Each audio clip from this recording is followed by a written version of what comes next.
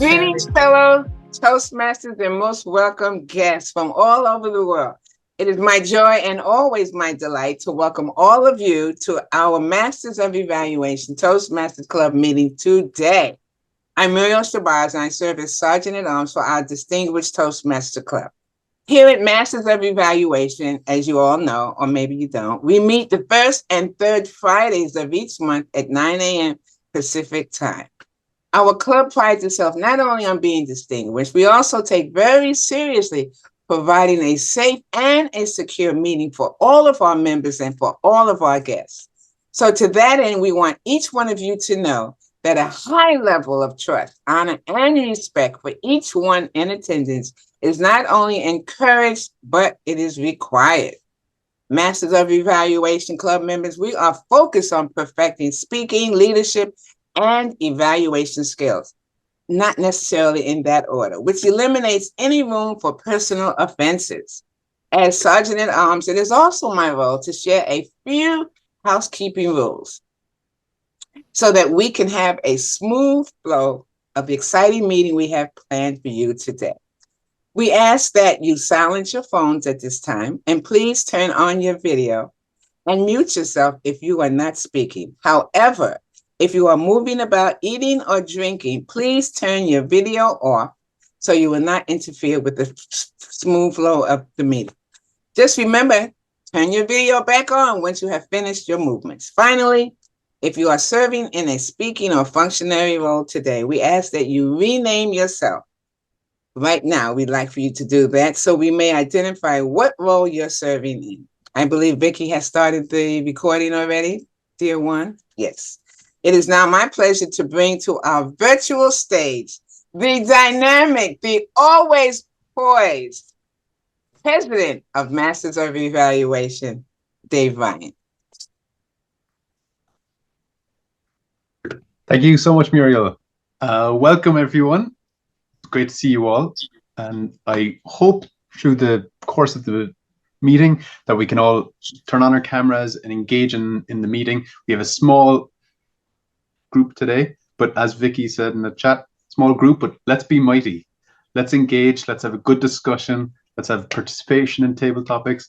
Let's all cheer each other and encourage each other through our learning this morning. Yay. I'm going to be the timer, so I'll get to that later. Just a reminder, in the last meeting, we started a new process that we're going to trial for the next 2 meetings at least, and it'll get us pretty close to the end of the year, where Sandra is going to be our general evaluator to bring some consistency to the way that we do general evaluations. And I want to extend a personal apology to Judith for some confusion on the agenda this week that I should have noted and rectified earlier. So apologies, Judith, and I hope you can take a role participating in the meeting in judging or evaluating, the debates that Vincent's going to lead later.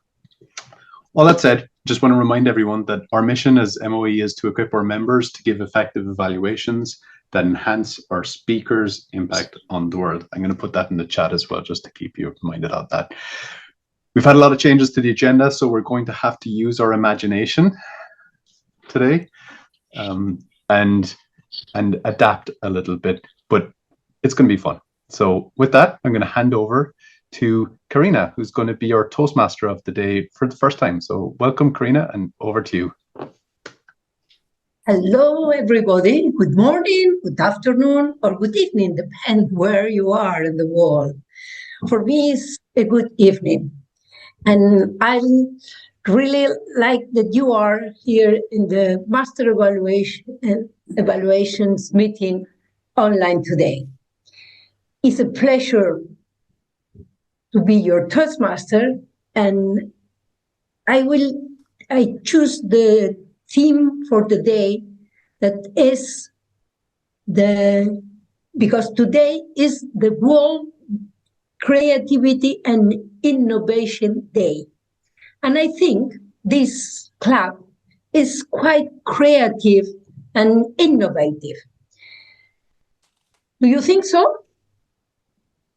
I think you are creative. Yes. Let's see how we will innovate and create and use our imagination to do it. Since I joined Toastmasters 9 years ago, my life had changed a lot. Toastmaster helped me to be more creative.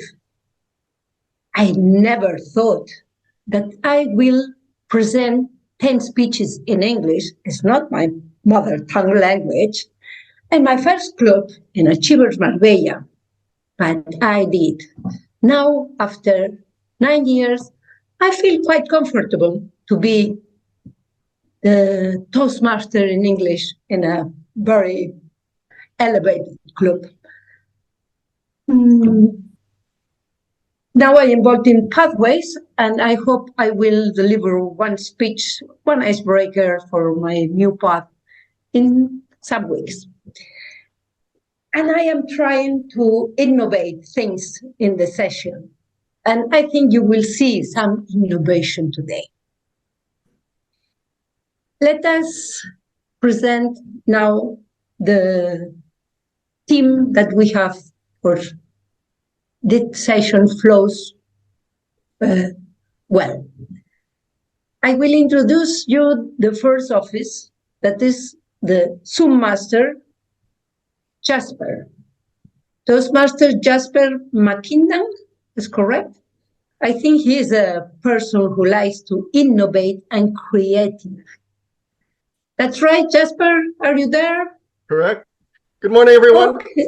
Serving as Zoom Master today, I will be spotlighting our members who are speaking, and I will provide the agenda throughout the meeting. As everyone mentioned earlier, I encourage everyone to keep their cameras on throughout the meeting, and I look forward to the innovations that happen today. Okay, thank you very much, Jasper. And the second one I want to introduce as officer for this session is our timer, Toastmaster David Ryan. And ask him, what is your most creativity quality? In 30 seconds. And after that, you can explain your role, David. My most creative quality. I have an ability to absorb and learn quickly and piece things together, very disparate, complex things from different fields, and piece it together and try to get to just a unique combination from all of those different areas. So that's mine, at least in the technical field. For my role, I'm going to be the timekeeper today, and my role is to make sure that we stay on track in the meeting and that our role holders are aware of the time that they're taking. And to do that, I'm going to have these three backgrounds at the minimum time, which is going to be 7 minutes for our speech and 1 minute for our table topics. At the middle time, which is 8 minutes for our speech and 1 minute 30 seconds for table topics, and at the end of the time, at which point everyone will have 30 seconds to wrap up their comments. Thank you, Madam Toastmaster. Thank you, David, for your explanation. Now, Toastmaster Muriel Sabatz, that is our grammarian and accountant, and not only that, she chose a beautiful word of the day, imagination. Will you present your role and tell us what is your imaginative, more imaginative expression? Yes, Toastmaster Carina. The word of the day, as you can see, is imagination. And I took that because your theme is creativity and innovation. As Wordmaster Grammarian, it says I have two, not one, but two responsibilities during this auspicious meeting. First, I give the word of the day, which I have, imagination. Imagination means, according to Miriam, the act or power of forming a mental image of something not present to the senses or never before wholly perceived in reality. Einstein says, imagination is the preview to life's coming attraction. Imagination is the word of the day. We're going to look for everyone that's speaking to use it. And I'm setting a goal of 30. We want to use the word imagination at least 30 times within this meeting.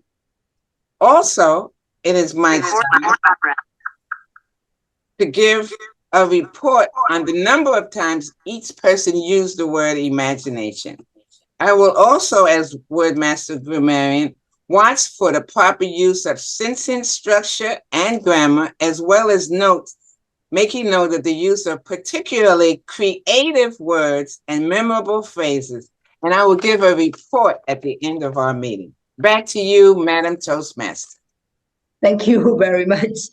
Probably you will find me some creative words that I mix sometimes between German and English. And I don't know if you understand me quite enough, but I try to imagine it by what I'm saying. And the last but not least is our general evaluator, Toastmaster Sandra Savage.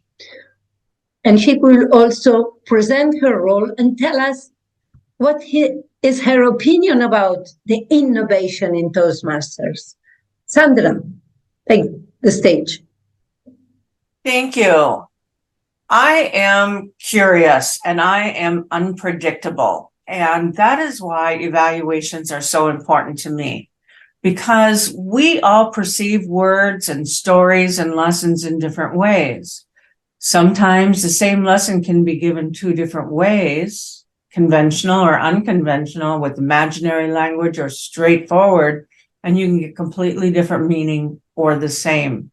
So what I'm going to do today as our special challenge in evaluators, all of us, is to look and listen to the speeches that we hear, both the prepared and unprepared, to see how that little twist of a word can make a big difference, or the twist of a sentence or phrase, or even starting the story in the middle.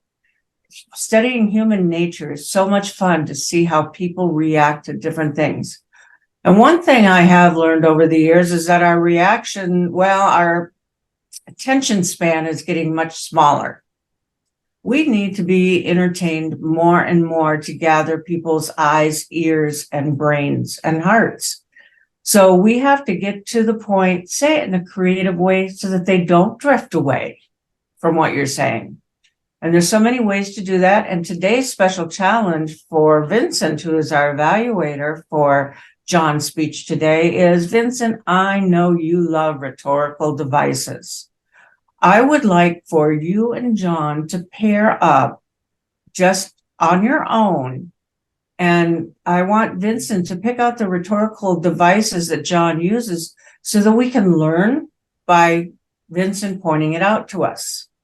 We learn the best by seeing how other people do things and then making our decision on how to go forward with those.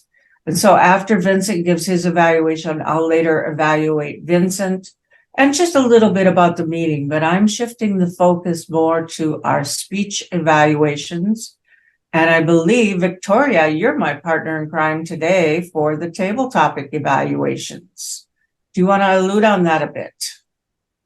Thank you very much, Madam General Evaluator. Yes, so I come from a history of clubs that evaluate table topics. And it's not that I will necessarily, we have some time today, I'm not necessarily give each person feedback, but I'm going to look for themes. So imagine what you hear when you listen closely, and let's be imaginative in feedback, Madam General Evaluator.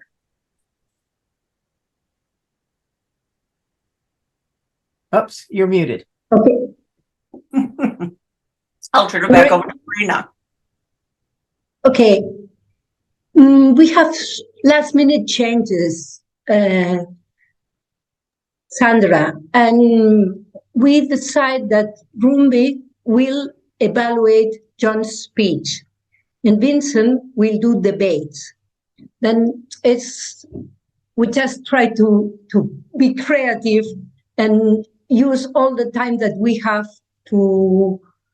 because we get rid of 2 speeches, and with only 1 speech, we need to use our 20 minutes extra time.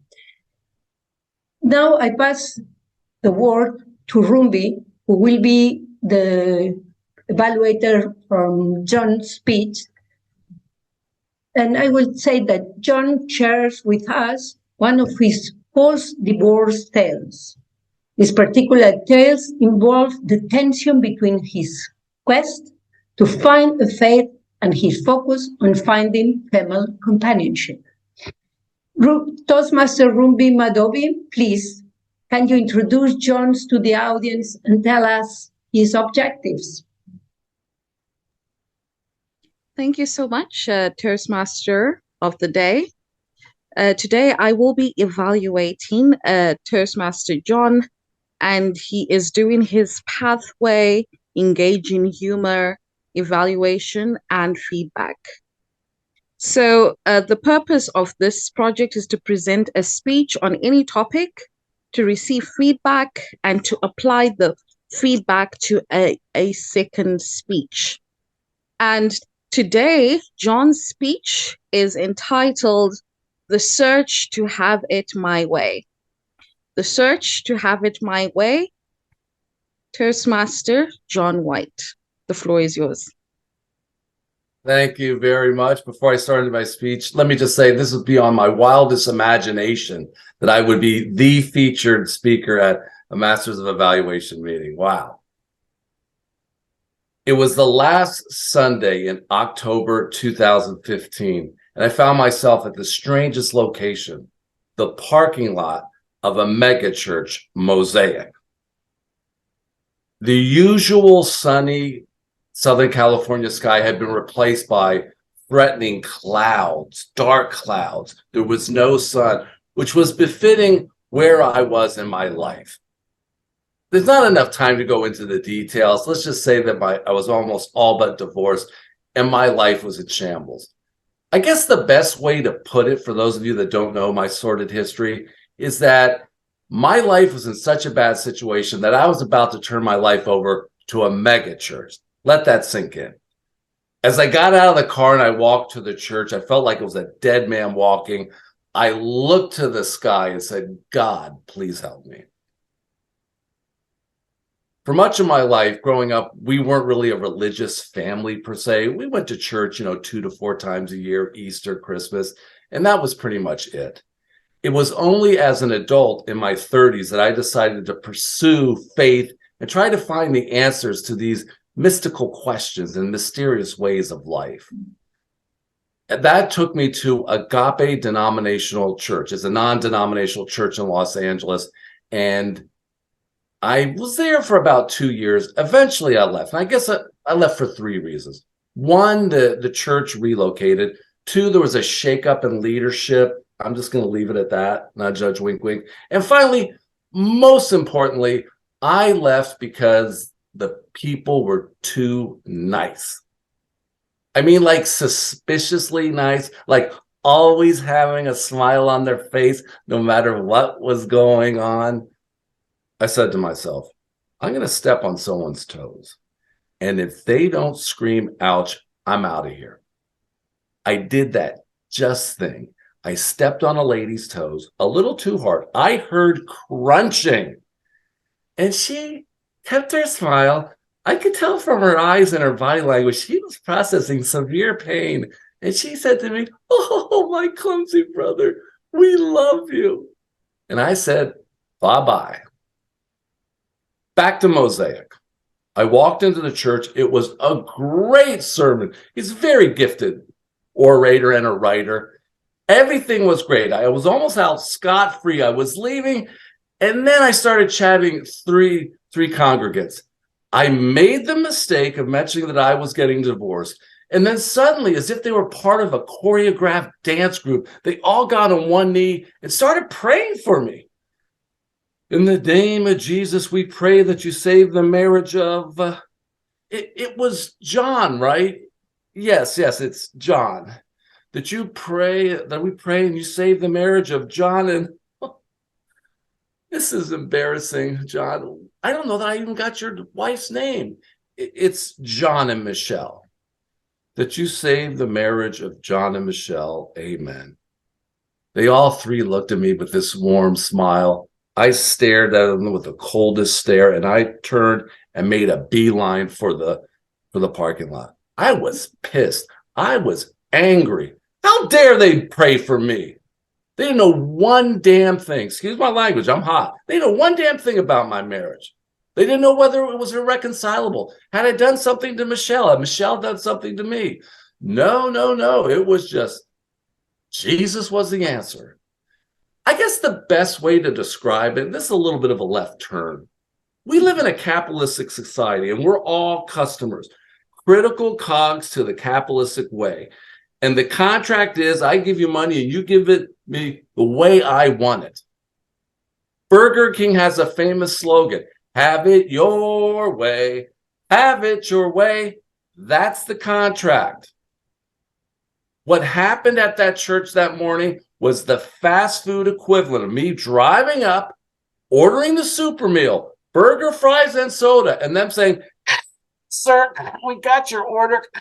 That's a salad, no dressing, water, no ice. Have it our way. Have it our way. Jesus, have it our way. I've got to be fair. This Bible study group that turned me on to the church, they were affiliated, were pivotal, essential, key to me making my way and recovering to a healthy John White, if that's what you want to call this. They got me here, and I will forever be thankful for them. I even tried Christian-based counseling. It didn't work, and eventually I found myself divorced. And the search broadened for faith and for female companionship. I think you can understand that this doesn't translate online. You need to meet me in person. So I eschewed any online dating, and I figured I'd work my network. 3 areas: work, Toastmasters, and Bible study women. Work was out of the question. Toastmasters, in a strange turn of events, turns out I'd been there so long, women knew me too well. When I asked them out before I could get it out, they say, no, no, no, no. Like a disaster averted, like they had sidestepped the hazmat situation. Oh, it was humbling. Turns out my only option was the Bible study women, many of them practicing Christian women, if you know what I mean. Nudge, nudge, wink, wink. Man, I don't know if you've ever been in this situation. You're at a bar, you're at a barbecue, you're at some situation where you're vibing with a woman, it feels good, and you go up to her and say, hey, would you like to go out? And her response is, no, thank you. I've already got a man. And his name is Jesus. Not Jesus. There's millions of Jesus in California. I can compete against Jesus. The singular Jesus, that's pretty intimidating. Anyway, I went on a date with one lady. We sat down and she said in a voice loud enough to be heard, before we exchange any pleasantries, well, I want to let you know that Jesus is my lover, my provider, my protector. He's my everything. So, Mr. White, remind me, what do you bring to the table? Cable? She wasn't impressed. I recently upgraded my insurance from HMO to PPO, so if you stay with me, like no matter where we go, you're in network. I've got you. Not like Jesus has me. Despite how tough this first date was, I insisted on a second. Maybe I was being too impatient. I asked her, look, how about a date? Just you and me, and you can leave Jesus at home this time? She crossed her arms and said, Mr. White, that's not how it works. No matter where I go, Jesus is with me. Well, you talk about creativity. I had to turn an imagination. I had to change my game plan. I don't date Christian women anymore. Jesus isn't too intimidating. I now date, wait for it, spiritual women. And I work with a cooperative universe. It's much better. The other day I was coming back from Agape. That's right. I decided to give a second chance. Maybe I was too rigid. Maybe I was distrustful of friendly people. What does that say about me? And it was a great service. Maybe I'll be back. I was driving to visit my friend Joseph, my best friend by far. He too is a Christian. And I was reflecting on the difference between my relationship with him and these Christian women at the Bible study. Why did I have such a different result? And I think if we're going to be honest, talking about having it my way with the women, I wanted dessert. I wanted the cookies, as they use it in the vernacular. And that wasn't an issue with the men, so with Joseph. So I get it. Anyway, I'm there with Joseph. He wants to turn me on to breakfast. And I'm driving here. He's in the passenger seat and he's screaming my order across the way. And in the middle of it, he says, Jay, you're going to get the hash browns, right? And I stopped. I said, thank you for asking, Joseph. That's right. I will have the hash browns, brother. And thank you. That's like one of the top 3 things I love about you. And he's like, John, we're just having breakfast. What's up? I said, you know what, John? You asked me what I wanted. And I love you for that. I'll explain to you later, Joseph. Back to you, Toastmaster. Thank you very much for this speech. And now, timer, can you count, please, 90 seconds for the written evaluation? Thank you very much, timer. Can you give us as well the report of the time that John?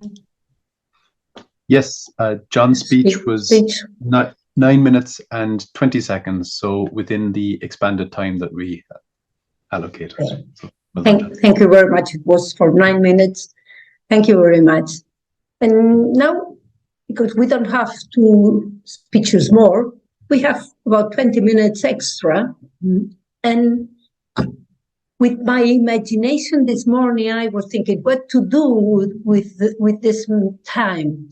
And I found something that it could be nice. And I asked Vincent, would you do debates? And he will explain you how the procedure of the debates is. Vincent, Toastmaster Vincent Nere will be our debate master. And please, can you explain your role? Vincent, are you there? Of course, thank you very much, Mr. Lovely evening day. Question of time, because I see that we basically have already reached the limit for 3 speeches. Until what time do I have time for the debates? Yeah, Vincent, we are very tight. I would say we could have 1 debate between 2 people. And if you want to go ahead, okay, that's what we have time for today. Okay, perfect. Okay, thank you. May I call onto the stage, or a virtual stage? I don't see anybody here. No, I can see you. Can I?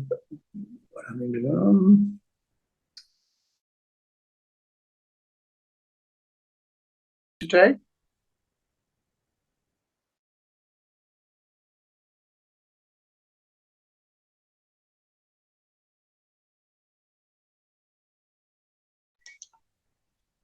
Hello, okay. Can you hear me? Yes? Yep. Can you hear me or not? Okay. No, the microphone push. Can you hear me?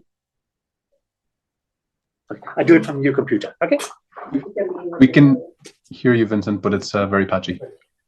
I'd suggest let's see if Vincent can get online. If not, we can move to table topics.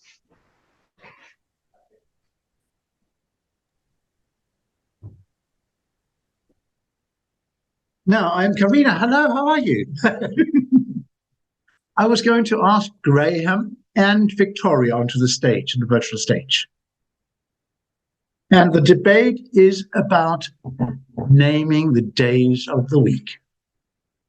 We will be traveling to Portugal tomorrow. And in Portugal, the days are numbered. Numbered 2nd day, 3rd day, 4th day, 5th day. And today is the 6th day of the week. And then you have Saturday and Sunday.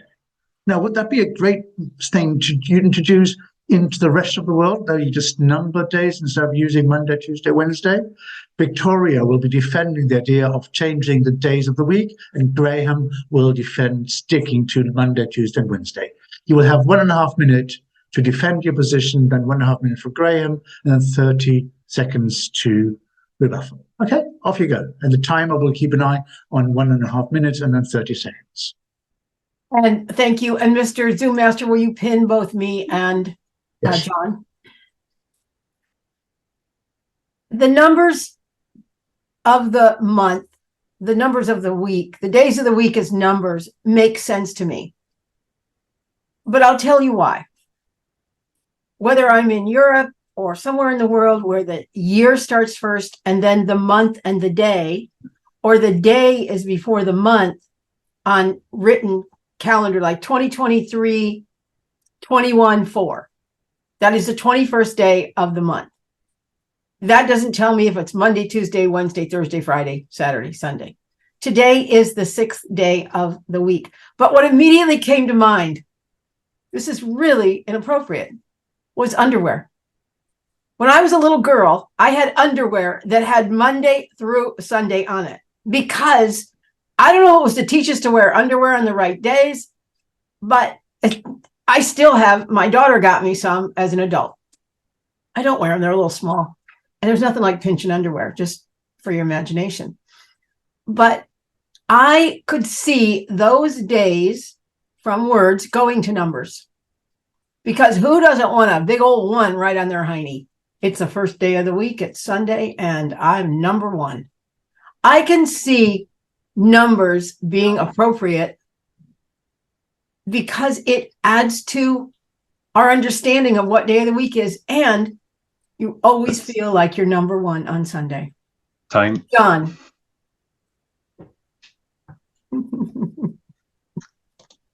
Very good. Imagination in play. And for me, I could see days of the week being reordered.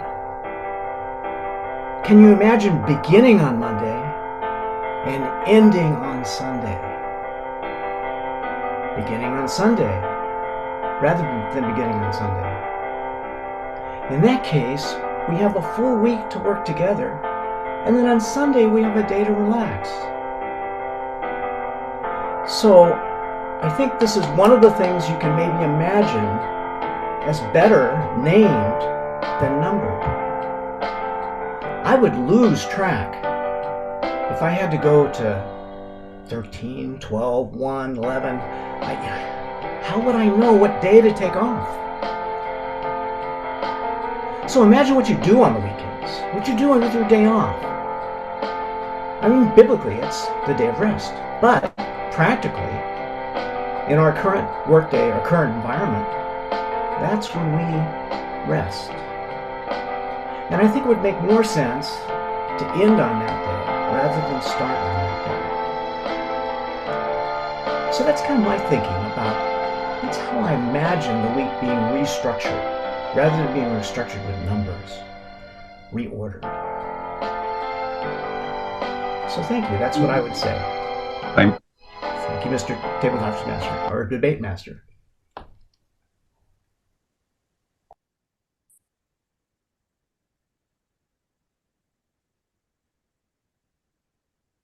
We still have 30 seconds for a rebuttal if you want to, Victoria.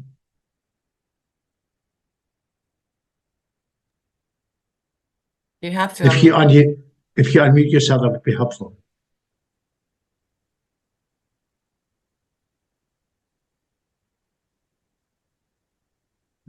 Finding the right button. All right. Thank you very much for that. All right, John. Imagine all the numbers. It's easy if you try. No words below us. Above us, only sky. Imagine the lack of confusion living for today. I believe that numbers make more sense, and I want you to try to see my way. Mr. Debate Master. John, what do you have to say to that? What day of the week is 265? Would you know to take it off or to work? So I think it's better to have the naming convention that allows us to stay consistent throughout the year. So our imagination can always look forward to times we have for creativity, innovation, and inspiration. So that's how I feel renaming would help us in using our days of the week. Thank you, Mr. Debate Master. Thank you, both of you, for tackling this very interesting subject. Do you know why in Portugal, they use numbers per day. It's a very Christian country. And Saturday and Sunday are the only 2 days which have Christian origin, because Monday is obviously the day of the moon, and all the other names are also pagan days. So rather than mixing pagan days with Christian days, they say, we just number them 1, 2, 3, 4, 5, 6, and that's Saturday and Sunday. Back to you, Mrs. Toastmaster of the day, Carina. Carina? She's coming, she's right. We have some internet issue. No, so let me do it.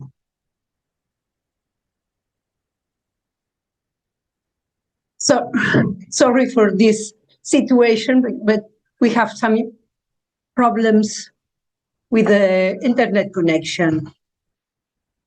Now, our timer will tell us the time each person used on the debates. Please, can you? I didn't keep track of the seconds for each one, but each finished within 5 seconds of the allotted time when the red flag went up and the time was given. Then is more or less right. Thank you very much. Then we go to the table topic session. I think for me it's one of the parts that I like more, because you have to have a lot of imagination, because sometimes the questions are so difficult or so funny that you need really imagination to answer all these table topic questions. And today is our Toastmaster Jack Kaminski is a guest in our club, but he will present our table topic session. Please, Jack. Thank you. On stage.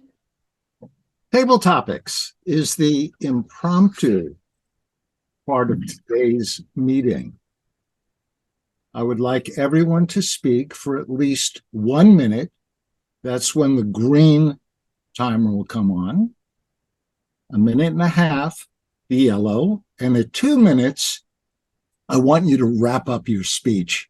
You have 30 seconds to finish. Table topics today are going to be about nursery rhymes. Nursery rhymes help youngsters build strong language development by using rhyming, memory, and early reading skills. I want you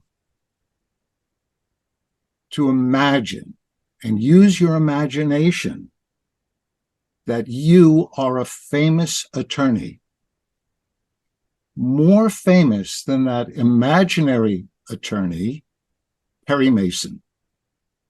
And I want you to represent either the plaintiff, the person who is suing, or the defendant, the person who is being sued. The first person that I would like to call would be Jasper. Unmute yourself, Jasper, please. The nursery rhyme. And I'll say the nursery rhyme. Jack and Jill went up at the hill to fetch a pail of water. Jack fell down and broke his crown, and Jill came tumbling after. Jack is suing Jill for pushing him down the hill. Jasper, who are you going to represent, Jack or Jill, and why? Thank you, Table Topics Master Jack. Great question. Today I will be representing Jack because he was on an honest mission to go up the hill to fetch a pail of water. Such an honorable mission to accomplish. There was no harm, no foul in this situation. But for some reason, he was pushed down just for a very benevolent situation. What is going on in this situation? How do you get pushed for standing up for a great cause? Jack did nothing wrong. He was trying to support himself and Jill. But in this situation, he was pushed down, causing more injury. Jack suffered a broken collar, broken arm, broken leg, all for fetching a pail of water. How dare Jill? Jill was out of line for stepping into this situation, just pushing him down. For what? For Jack saving the day? That's just not fair. I believe Jack could be better represented in this case. He was doing the right thing for himself and Jill, but unfortunately, based on how the situation played out, he was harmed, and that's just not fair to him. And based on my imagination, I believe Jack is in this situation could be paid out millions. Thank you, Tabletop Master Jack. Thank you, Jasper. Jill really has to watch out with an attorney like you representing Jack, that's for sure. Next one goes to Sandra. Sandra, are you available? Yes, it's just ironic. I was putting my sling on from my broken arm. Okay. Old Mother Hubbard went to the cupboard to get her poor dog a bone. But when she got there, the cupboards were bare, so the poor dog had none. Old Mother Hubbard is suing the federal government to get into the SNAP program. Who would you like to represent, the government or Old Mother Hubbard? Well, I'm going to go for Mother Hubbard. Being a former chef and having a grandmother that was quite resourceful by canning and putting up her food. But she also knew how to take care of her food so that her dog would not get at them. However, she didn't have my 96-pound Rottweiler, who tipped me over the other day and broke my arm. But I think we need to take care of our children. That is a social responsibility. And Mother Hubbard needs to fill her children regardless of her dog's bad behaviors. And so I would lean towards helping her out. However, I'd like to see some creative solutions proposed beforehand. For example, there are people who are willing to donate money, or you can go and you can get scraps of vegetables at the produce market much more economically than you can by paying full price at Whole Foods, which we don't have in Idaho. But I think it's important we do take care of our children. So I vote for Mother Hubbard. Thank you very much, Sandra. We need to take care of everyone and make sure that everyone has enough food. Okay, Judith, are you available? Please unmute yourself. Okay. Okay. Humpty Dumpty sat on a wall. Humpty Dumpty had a great fall. All the king's horses and all the king's men couldn't put Humpty Dumpty together again. Humpty Dumpty is suing the construction company for shabby construction. Who would you like to represent and why?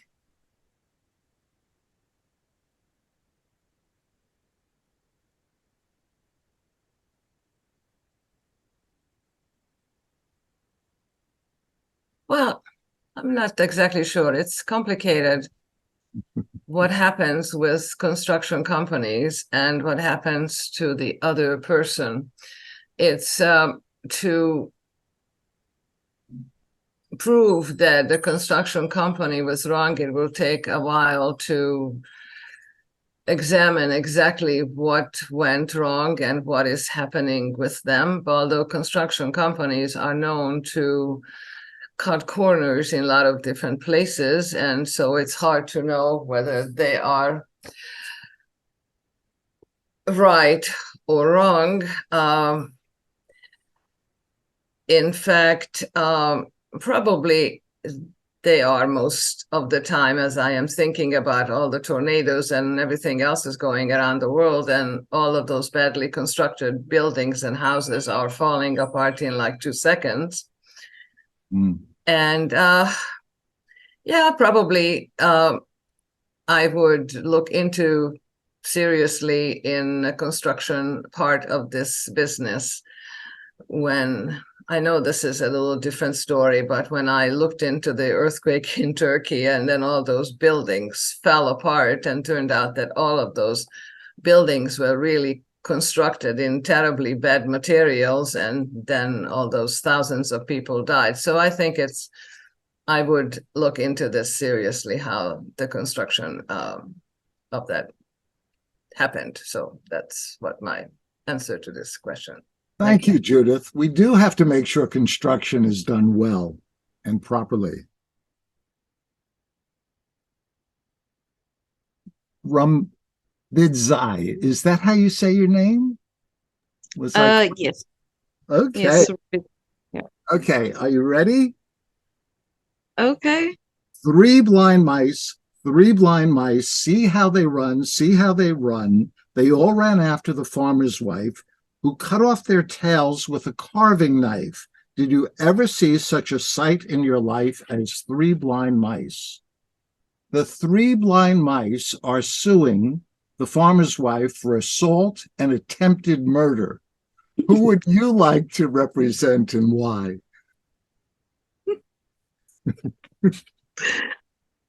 Okay. Table Topics Master, fellow Toastmasters and guests. Today, I hereby represent the three blind mice.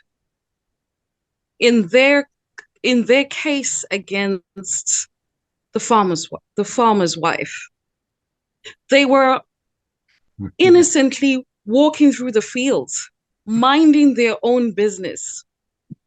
And to their surprise, she came charging down at them and cut off their tails.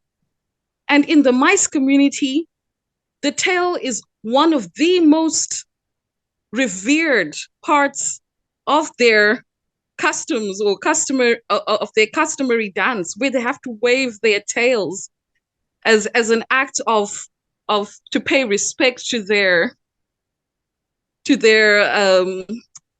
traditional ways. And somehow the farmer's wife had taken that right away from them. And so they were ostracized by the community and now felt that they had nowhere to turn, as nobody was willing to even go to their homes to support them in anything that they did. And all of this was caused by the farmer's wife.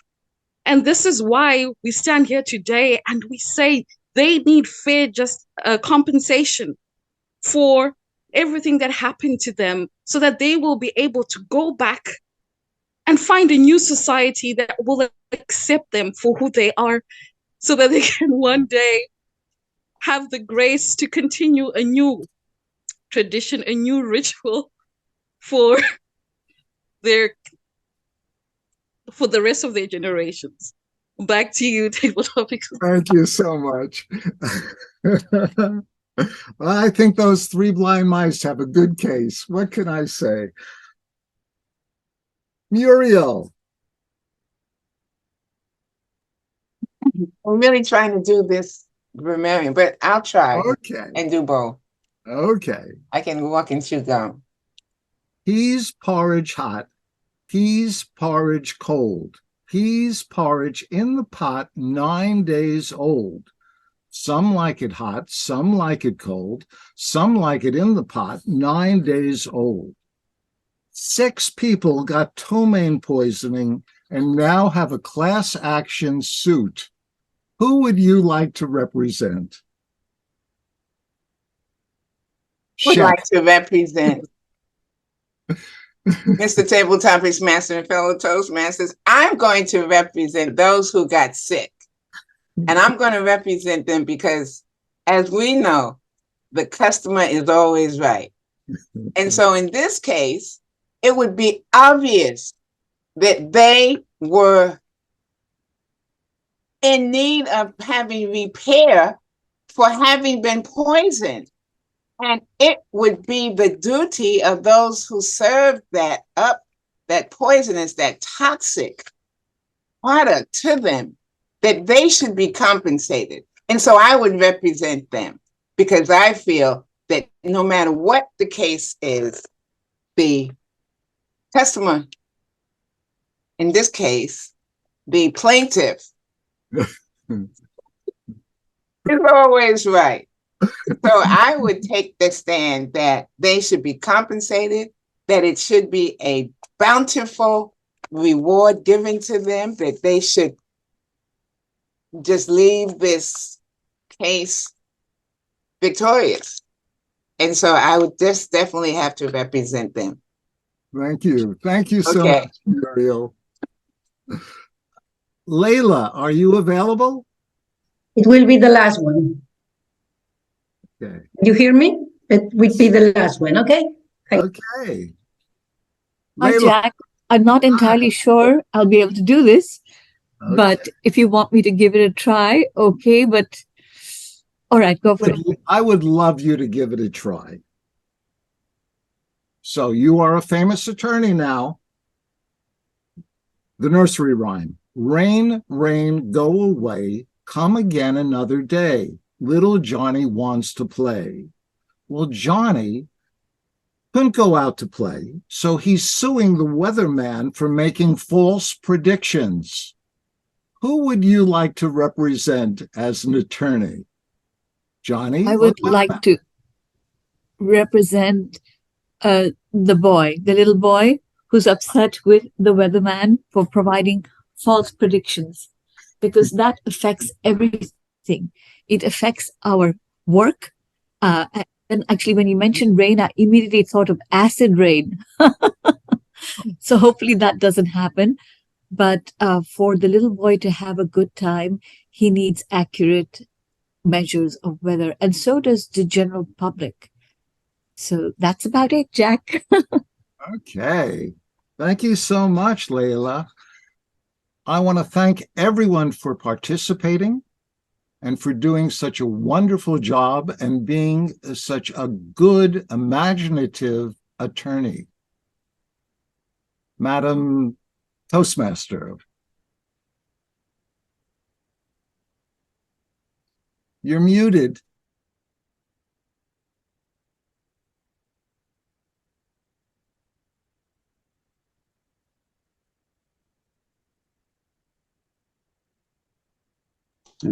Well, sorry, I am muted. I said that you have a really imaginative table topic session. It was great. I think we enjoyed very, very much. What's that? Can you hear me now? Yeah, okay, thank you. Because something is saying I have to react my audio, but I think it's okay. Since we have only one speaker, we cannot vote for the best speaker because we have the best speaker today. John is the best speaker of the day. But I think we can have a ballot for voting the debates and table topics. If you are agree, I don't know who's the one who's posting the ballot. I think that the Zoom master is the one who posted the ballot for voting on Victoria. Yes, Victoria? I think we have decided we're not voting for best of anything anymore. Is that correct, Mr. President? Yeah, that's correct. I think we decided it took valuable speaking and evaluating time. So let's stick to the meat of the meeting. It wasn't the agenda this way. I didn't know that you didn't want to have vote, but I said it was a very, very nice session, a very imaginative session, the table topic session. Thank you very much. Now I pass you to Sandra, our general evaluator, and I hope you give the evaluation for everyone. Thank you. Thank you. I'm going to call on our one and only speech evaluator today, which is Rumbi, to give us an evaluation on John's speech. Again, let's take a look and see how well she caught on words that piqued her interest, caught her attention, made her use her imagination, and kept her engaged with the speech. So with that, I'd like to turn it over to Rumbi.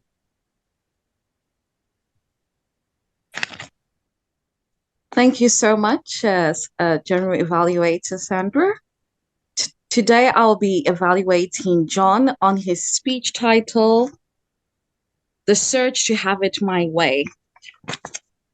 So, John, what can I say? You are a gifted storyteller. Your vivid descriptions made it so easy to paint a picture of your journey, the journey to finding your own way. And without much imagination, you transported us through an emotional roller coaster, following you from hope at the grand church to being pissed by the prayer group to being a newly single and searching man, and to being grateful to your friend John. I was really impressed by your body language. I liked how when you were describing the sky, you looked up and we could almost see the sky along with you, like we were right there where you were. And also when the church was praying along with you, how you put your hands together, we could also feel that same moment when they were praying for you. In the same way, I really loved how you incorporated those sprinkles of humor throughout your speech. When you made statements like suspiciously nice, and you cleverly wrote us through how you, by mistake, stepped on that lady's toes and how she reacted in a way that was quite suspiciously nice, but we all got the picture of what you were trying to do, which is something that is a great aspect of a great storyteller. And the other thing that I really loved about your speech, because to your church, you took us the story of the divorce with your wife, you took us through the prayer group, you took us through the delivery, you took us through your best friend, John. And these are all different ingredients that led up or made up part of your story. Now, if I look at the opportunities where I felt we could have taken it to the next level, though characters are very important, sometimes less is more. I would have loved it if you could have made at least 3 main characters in your story and developed your journey towards finding your way so that it could really sink into us as your audience. I also would have liked to see how this journey that you had to finding it your way, how you could have linked it to your audience as well by giving us some call to action on how we too can find a way to have it our ways in different aspects of our lives.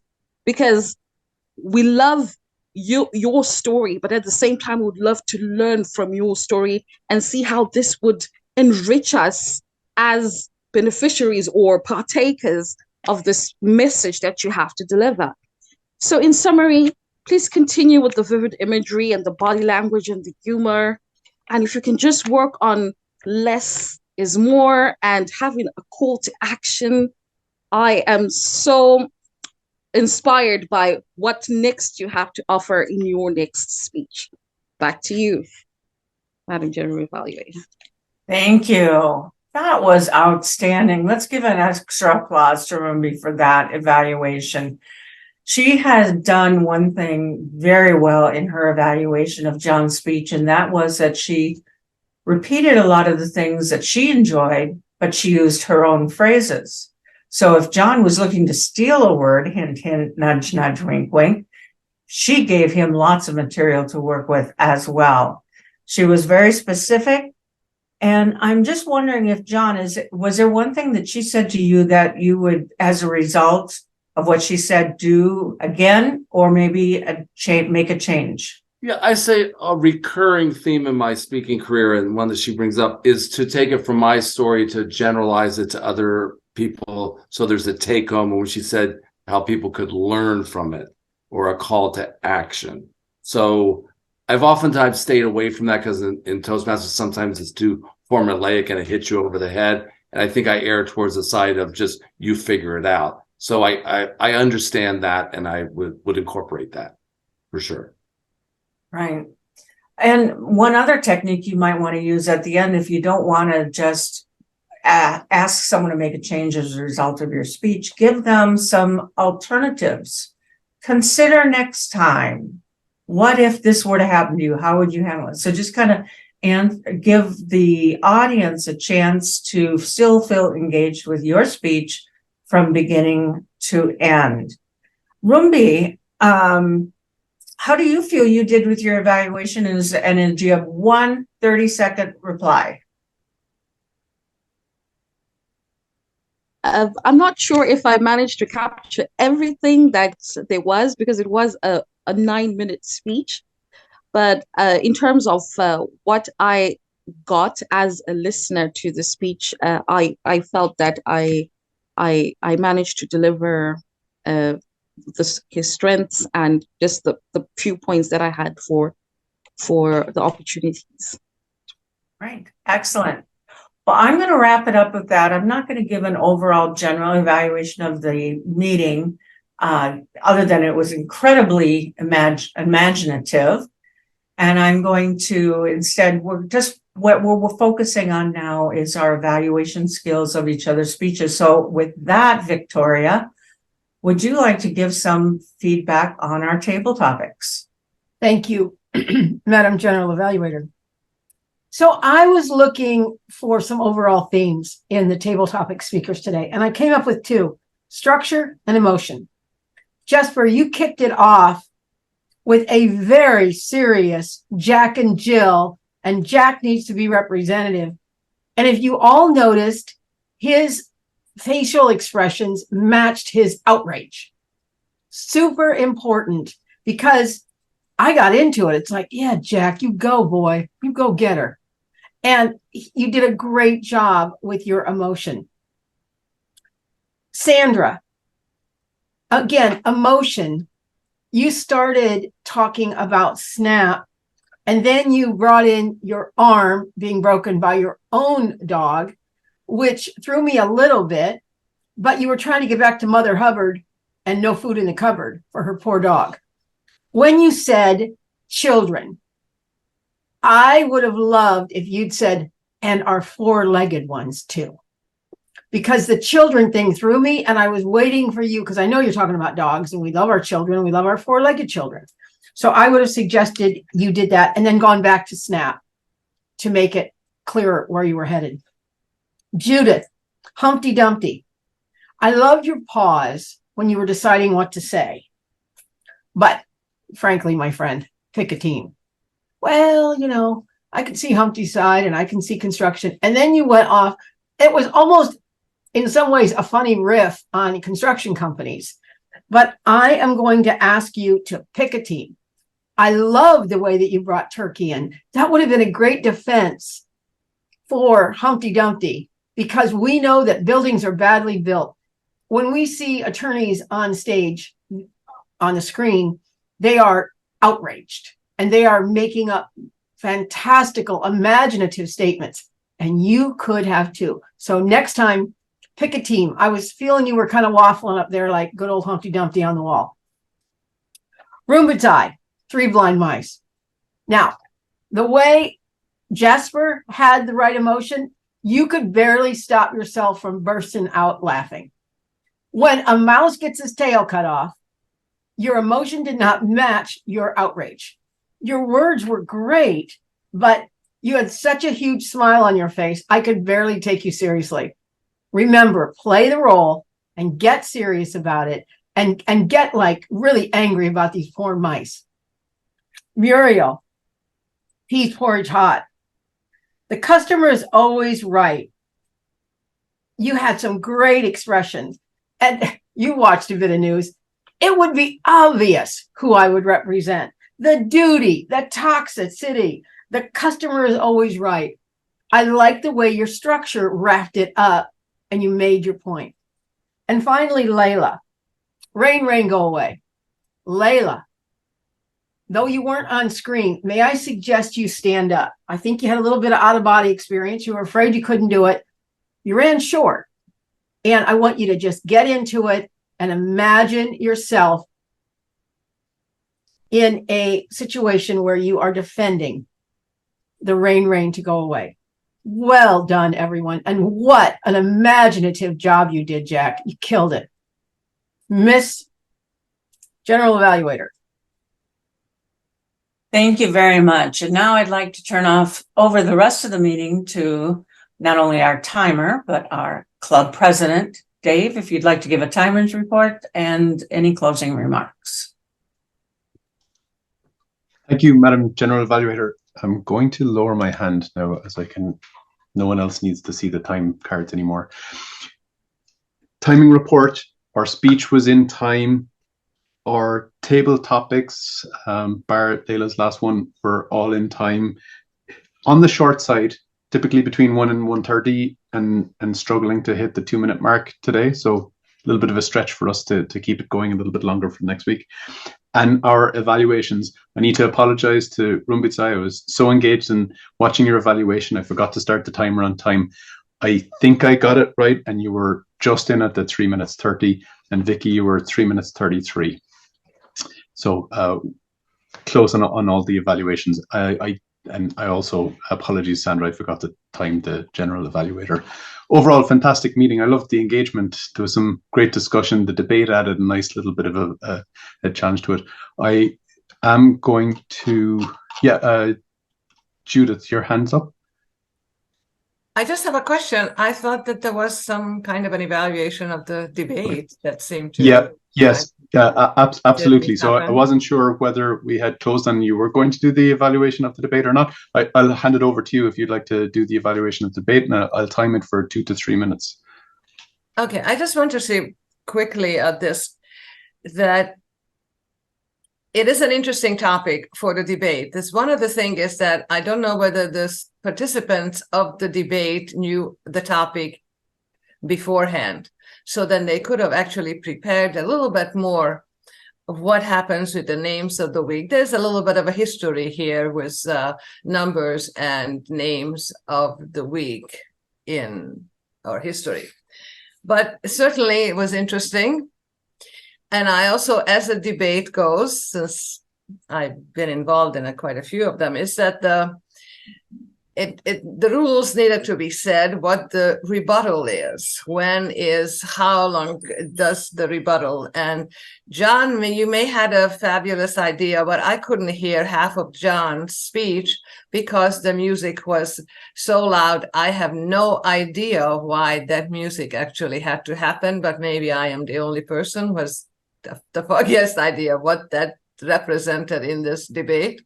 But I couldn't hear his speech, most of it. Some of it I did, but I had no idea. So I think it's an interesting idea. I have always loved debates, and I think it's a good idea to do it, and I think it should be done. And it's a very creative part, but it also needs to have some rules of how the debate goes and what people know, so people can prepare for the rebuttal and what they actually say.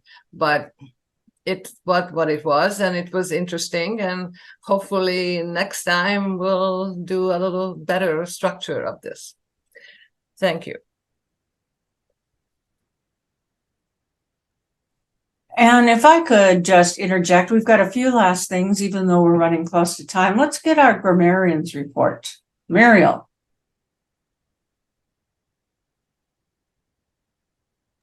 Okie dokie, as my grandson would say. Okay, I mute myself. I'm going to do, let's see if we can find this. Here we go. A little bit of who said what. Let's see if I can make this larger for everyone, particularly those of us who wear glasses. Okay, we used the word of the day 35 times. The goal was 30, so you rock, MoE.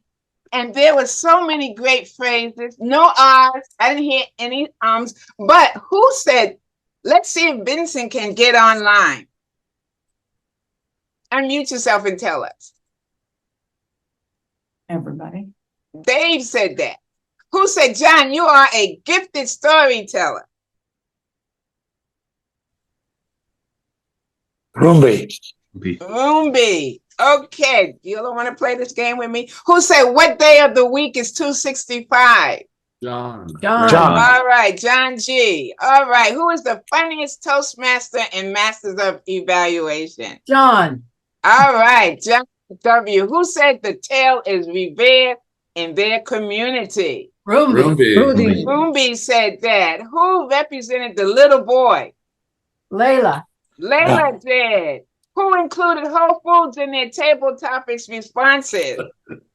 In Idaho, Sandra. Sandra. Who said your emotion did not match your outrage? Vicky. Vicky said that. Who said let's give appreciation to our evaluator? Sandra. Sandra said that. Okay, Vicky, you're batting 100, baby. Who said being pissed by the prayer group? John. John. The John Saint W. White. Yes. Who represented Old Mother Hubbard? Sandra. Who looked into the earthquake in Turkey? Roomby. Judith. Judith. Who said, how much time do I have for debates? Judith. Vincent. No, Vincent. Who had a grandmother who was a foodie? Muriel. Sandra. Oh, shoot. Who went to a mega church for spiritual salvation? John, the Archangel John White. White.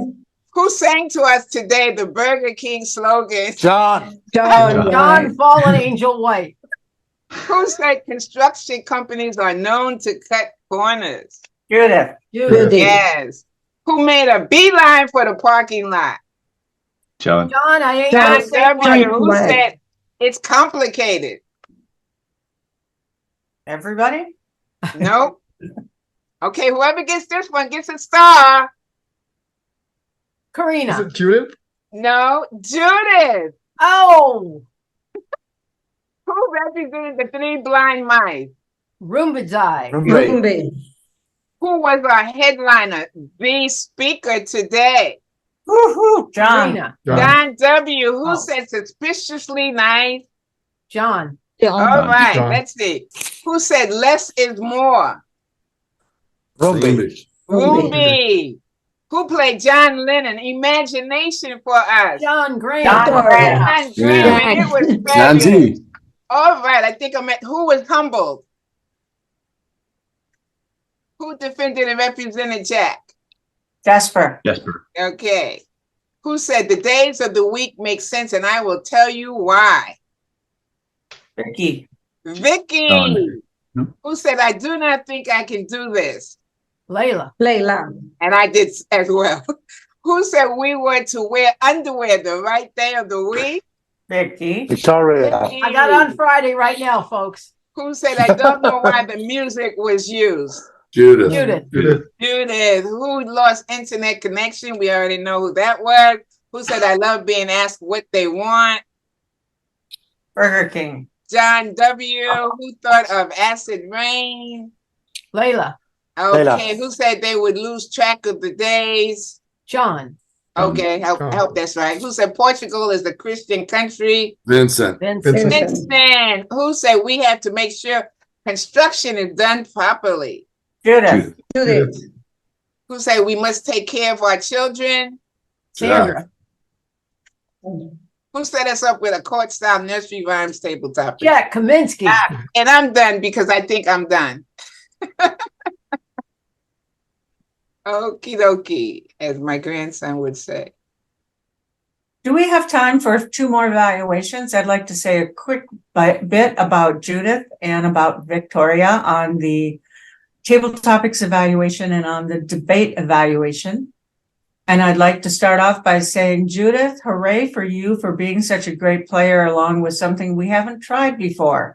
So we were all kind of threw into a new environment, and it's real interesting that you took part and were able to bounce up on your feet so quickly. Vicky, you are the queen of being present and of being noticed of things that people do and say. And on top of that, Muriel, those cards at the end were way too much fun. So this was a great meeting. We started on time. We ran just a few minutes. Actually, we're pretty much on time. So Dave, do you want to close us out? Absolutely, Sandra. Thank you. And it's great that we finished early, actually. Oh no. Leila had to drop off, did she? Oh, Leila, you still there? Yes, I'm still here. Yeah. Oh, good. It'd be fantastic. If you could hold on for just a few minutes, if we can do some guest feedback, then we can do new member evaluation, because luckily today we've got Jesper, Carina, and Leila all here, so we can take advantage of finishing a few minutes early and do a new member induction ceremony, which would be really nice to celebrate your official joining of the club. Before we get there, though, I'd like to ask John and Jack for your thoughts, feedback, evaluate. Any critiques. What did you get? What value did you get from the meeting today, and what can we do better? Yeah, Jack, you've unmuted. So, firstly, before you go, Jack, thank you for really imaginative and entertaining table topics. I think it brought a lot of energy to the group today. It was hugely entertaining. Thank you. And it was my pleasure. And I'm always impressed by the evaluations that this group gives. And that's what makes it so interesting and so exciting. And thank you again for having me as a guest. Yeah. Thanks, Jack. So, as always, thank you for joining. Thank you for filling in to close the gap in our agenda today. And as I say, very entertaining and enjoyable. John, before you go, I have to ask, like, that having the soundtrack imagination ready to go without knowing that you were participating in the debate, how did you talk us through that? I had no idea, but when somebody put imagination in as the word of the day, that's what I immediately thought of, and I pulled it up on YouTube. So that's what happened. And no, I did not know I was going to be in a debate when I came. But this is my third time coming to this group, and there's always something different. And I think that's what probably drives me to come back. I like it. I think that you're a great example of a very innovative club, and one of the models that I try to emulate. So thank you very much. Yeah, that would be my feedback. Thanks, John. Really enjoyed your participation in the meeting today. It was a fun debate, actually. I like the back and forth you got going there with Vicky. And yeah, hope to see you again.